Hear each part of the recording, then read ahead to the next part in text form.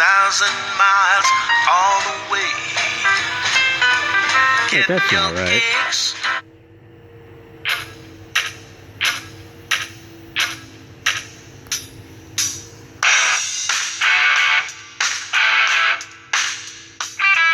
Yeah, that's right. I think some people who listen to me who don't want to give me $1 because I'm such a colossal asshole, and I respect that. So I have a solution for you. Give $1 to Black Angus Reviews and thumb your nose at me. He has a GoFundMe to get himself over a rough spot, so if you have $1 to spare, help out a fellow member of our community. Or if you really want to twist the knife, say you were going to give me $1 and give it to him instead. Maybe put a hand holding $1 with the middle finger extended. To be fair, I would spend the money on drugs and hookers. So you are really doing the Lord's work by not donating to me and giving to him and his family instead. Anyway, the usual suspects are at it again at Teen Vogue. Their Twitter feed is woke. They had I'll call it a backdoor love guide for children on Christmas. Subtle, Teen Vogue, really subtle. Some of Teen Vogue's methodology is outrage clickbait. Every time you click on their websites, they make a few shekels from their advertisers. But at some point, you come to the conclusion that the people who write for Teen Vogue actually are pure evil. And it's no coincidence that they do this kind of stuff on Christmas. It's a war on Christmas and Christians. They absolutely loathe Christians and anything to do with Christ. I heard that demons are repelled by even the word Christ. And I look at these people and I can almost start to believe it. They are the most sick and twisted people on earth. They are filth and corruption personified.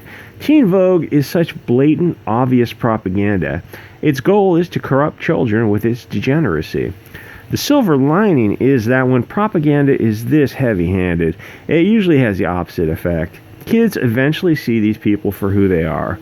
They notice that advertising, CNN, magazines, university professors all push the agenda of Marxism, i.e. Mordecai Levyism.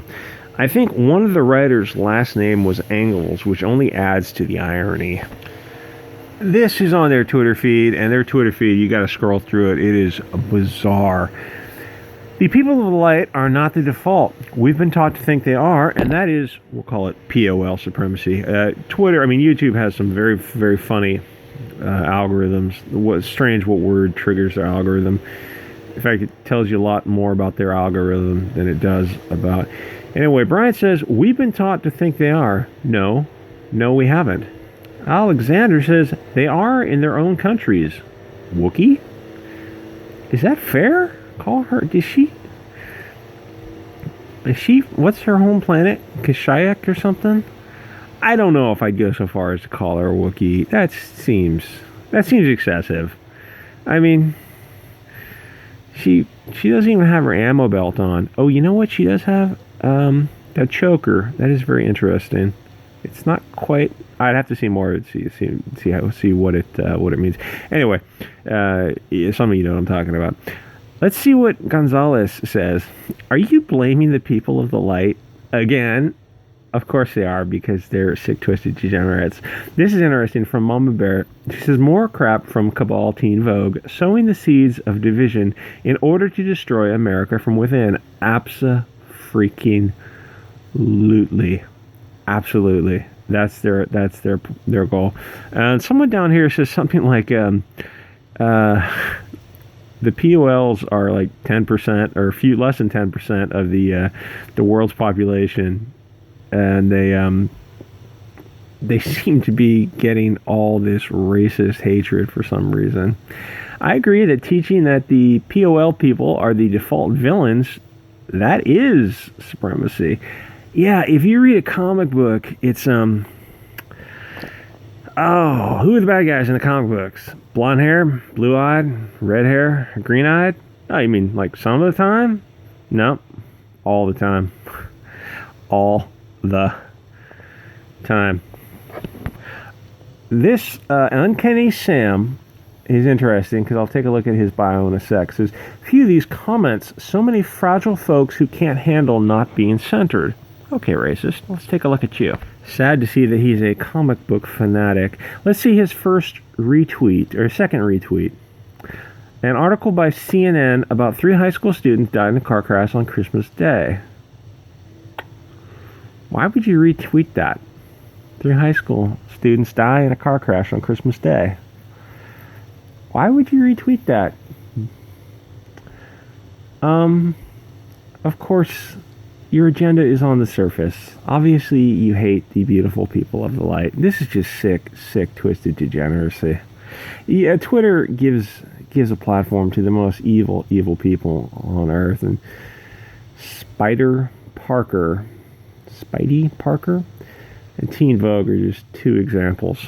Okay, she pens this article written by Nagana Gura.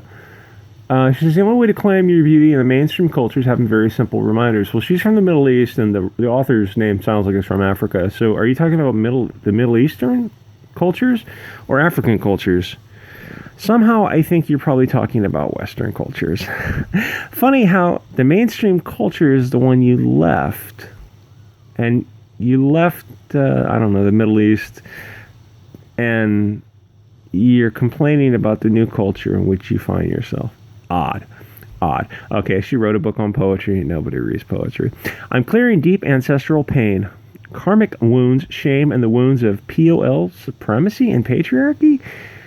You're referencing an Islamic scholar and you're talking about patriarchy. Islam is an actual patriarchy. A woman's testimony is worth half that of a man's in all cases, except those of cases dealing with struggle snuggles, in which case a woman's testimony is worth a fourth that of a man. So you're talking about the West, where a woman is equal to a man under the eyes of the law, and you came from the Middle East or Africa, where there are actual patriarchies where women are property. You reference Islamic scholars. Okay, I'll leave that one alone. All right.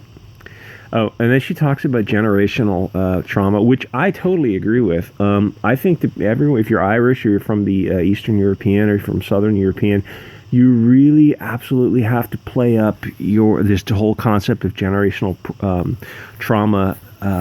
As you know, you've been the victims of Islamic slavery or been the victims of communist slavery. You have to speak their language, and when they talk about being oppressed, you say, well, hey, I'm from the Mediterranean. My people have been oppressed. We've been enslaved by Islam for 800 years. You've got to. These are the new rules of the game, and I know it sounds silly. Nobody wants to think of themselves as oppressed, but it gives you power. It gives them power when they talk about their oppression. So you have to take it back and say, yeah, you know, I'm from Eastern Europe. My family has been enslaved by brutal communism for the past 80 years. That generational trauma is carried on to this day. You've got to speak their bullshit language, because it will give you power over them. It will give you power at least equal to them, which you absolutely must have. We live in a brave new world. It's 1984, and it's 451 degrees outside every day. Okay, so she's talking about struggle snuggles, Islamophobia, and POL supremacy. None of this makes sense. You're coming from an actual patriarchal society, Islam, and you're talking about your time in the West. You were safer in the West, I don't know where she's from, England or America, than you could possibly ever hope to be in the Middle East or Africa. She talks about this R word, how that affected her as a brown girl. The most racist people on earth are people who look like this. If you've ever been around the world a little bit and actually gone to the Middle East to talk to these people from the Middle East, or had Middle Eastern friends or African friends, you know there's nobody more racist than they are. They'll admit this right to your face, and they'll tell you about the neighboring country or the neighboring tribe, and they'll say the most things that would just blow your mind if you're on the left. And and they say, oh yeah, of course, those people are, you know, like subhumans, because they're, you know, the neighboring tribe, the neighboring religion, the neighboring country. And that's absolutely okay with it. But these leftist whack jobs won't call them out on it because it deals with the bigotry, the soft bigotry of lowered expectations. They don't expect brown people to not be racist. Oh, because they don't know any better. Well, who the fudge are you to say they don't know any better? But it's not about fighting racism. It's about screwing over the people of the light. That's their one goal, their only goal. Even if it means they have to print articles like this and lose money. Oh, and the reason this chick wrote this book on poetry, well, obviously nobody reads poetry. The book doesn't have to make money or break even or anything. The goal of writing a book like this is so she can be interviewed on by Teen Vogue and have these articles out on Twitter. I know that sounds crazy. You think, oh, a book poetry. It's either she's an artist and she's got to get her voice out, or it's a money-making scheme. It's a business, capitalism, profit. No. You're looking at the surface level stuff. The little bit deeper, strap on your tinfoil hat. I know it sounds wacky. The deeper stuff is the goal of articles like this, to bring up these articles about the people of the light. And then you look at who writes the articles. It sounds like an African name. But if you look at who owns Teen Vogue, who the editors are, who controls it, who funds it, where's the money coming from? Follow the money, who benefits? I forget the Latin for that. You know what I'm saying? You following where I'm going with this? The whole goal of all these tiny little creeks and streams, they flow into one river, and the goal of the river is to diversify Europe, America, Canada, to destroy the people of the light. I know it sounds like a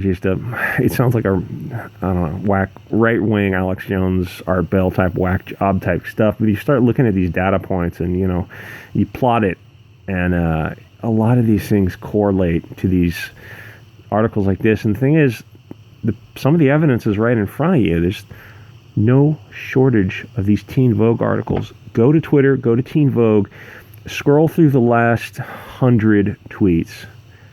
It quickly becomes apparent what I'm talking about. I mean, none of this article even makes sense, even to a very, very average IQ person like myself. Upon the second reading of this article, you start to ask yourself questions like, wait, you're coming from the Middle East or Africa, and you're talking about coming to a Western liberal democracy where a woman is legally equal to a man, or you have the most protections for civil liberties, most protections for the individual rights, but you're coming from a garbage country where there are no protections. You're coming from Sharia law countries. Are you out of your mind? And the reason they can write these articles is because when they write these articles, nobody pushes back on them. If there's a comment section, the comment section will be curated. If you push back in the comment section, they'll just remove your comment and block you. The only place you can push back on it is in Twitter, which is why these kind of articles get just ratioed. She's talking about struggle snuggles and those kind of abuse, because I guess she's good looking, at least from what I'm judging from the face. The struggle snuggle rate in your home country, I'm in the UK. No, obviously, I mean your country of origin. Those struggle snuggle rates are through the effing roof. Even if it's probably Middle East, Iran, or somewhere, or even India, Pakistan, Afghanistan, anywhere in Africa, those battery rates, they're second to none. If you look at a global map of this kind of thing, harm to women and children, Africa is number one and the Middle East is number two. And you're coming to the freest, most liberated culture on earth, and you are daring to complain. And you have the right to complain because in the West, in most countries, you have free speech. Free speech that you would not be allowed in your home country. Get fucked. Everyone who has to do with Teen Vogue. Sorry for swearing, guys. Anyway, like, comment, subscribe. I will leave the link to Black Angus Reviews in his GoFundMe. You can check it out. He's a good guy. He's part of the YouTube community, and he's going through a tough patch, and we can help him out. And again, if you want to donate to him and you hear about it, make sure you donate. Go into his comments and just maybe write like F Bianca or something like that. I feel that. Anyway, like, comment, subscribe, guys, and I will see you all next episode.